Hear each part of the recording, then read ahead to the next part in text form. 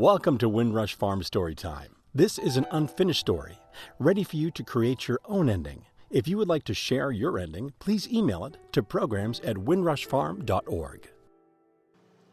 The story today is one of my favorites, starring little Quilly, who many of you have met before, and it's called Ponies Can Fly, or Can They?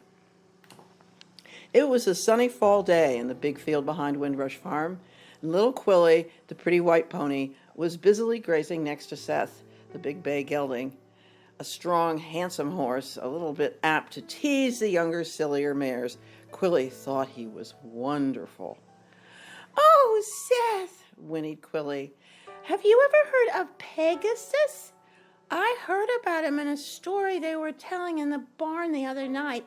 He was a famous horse in long ago times that helped his master in wars and things, and he could fly." "Oh, well, of course I have," answered Seth, who actually had never heard the story.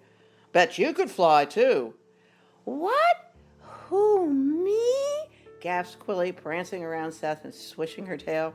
"Sure," said Seth, glancing over at her. "Clever little thing like you. Just leap up in the air and off you go." Now, of course, Seth was just teasing, but Quilly didn't know that. So immediately she started running around, jumping up and kicking her legs out, and the other horses in the field looked up, watched her for a moment, shook their heads. What on earth was Quilly doing now? No, said Seth. "You can't do it like that, Quilly. You have to go up somewhere high and then jump into the air. Then your wings will unfold and off you'll go." "Do I have wings?" cried Quilly, trying to look back over her shoulder. "No, I don't. Where are they?" They don't unfold till you actually jump," said Seth, and perhaps feeling a little guilty for starting something that could possibly be dangerous, he trotted off, calling back, "Be careful, Quilly." Thought Quilly. "Why did he say that? And where can I go and jump off?" She felt a little scared, but then she remembered the story of how Pegasus soared through the air right up over the mountains far away, and she felt she just had to try. But where to go? There were no high jumping off places at Windrush Farm. Then suddenly she had it, the perfect place to jump into the air. The old quarry. She'd been up there on a trail ride a couple of times. It was up a path in the woods, and it had steep cliffs all around it and water down below. Boys from the town went up there to swim in the summer.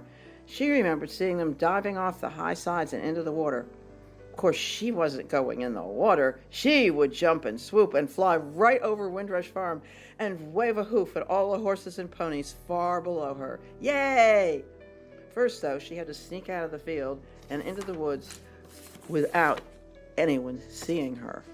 Trying to look like she was just looking for better grass, she sauntered slowly across the field to the far side, stopping to munch some grass every so often, looking carefully to see if any of the other horses were watching. But they weren't. Finally, she was close to the woods, and quickly, with one last glance behind her, she darted in under the trees and found the path that led through the woods, up a hill, and around to the quarry. "Ha ha," she thought. "I did it." And she gave a little buck of happiness. Now, what Quilly didn't notice was that someone, in fact two someones, had seen her and had noticed when she disappeared into the trees. Wanda and Emma, two wise older mares, usually kept an eye on Quilly just to be sure she was safe and not up to something silly. "Come on, dear," said Wanda to Emma. "We'd better hustle. That silly little thing has left the pasture and is up to something." And quietly they hurried after her. On through the woods and up towards the hill where the quarry was, trotted Quilly, already imagining herself zooming over the treetops and swooping down over her friends. And not far behind came Wanda and Emma, panting a bit and worrying more and more as they approached the quarry. Breaking through the trees and out into the big clearing that surrounded the quarry, Quilly headed for the edge. Little alders and birches fringed the top of it, and Quilly stepped cautiously past one clump of them until she could look down into the quarry itself. Oh my! It looked very far down. It was filled with green water that lapped at the sides as it was stirred by the breeze. Can I do it? She thought. She felt very scared and a little shaky. What if her wings didn't open? How did you fly anyway? She wished there was a way she could practice, a safe way. Then she remembered Seth. Be careful, Quilly. As she stood trembling on the edge, she heard the sound of hoofs on the stone behind her. Quilly, said a voice. Quilly, you stop right there. And another voice. Quilly spun around and saw Emma and Wanda rushing toward her. Go away, cried Quilly. Go away. I am going to fly and you can't stop me. Wait, Quilly, said Emma very quietly. Just stop a minute and think. We love you. We wouldn't want you to try something where you might get hurt. You can't tell me what to do, yelled Quilly. I want to fly and...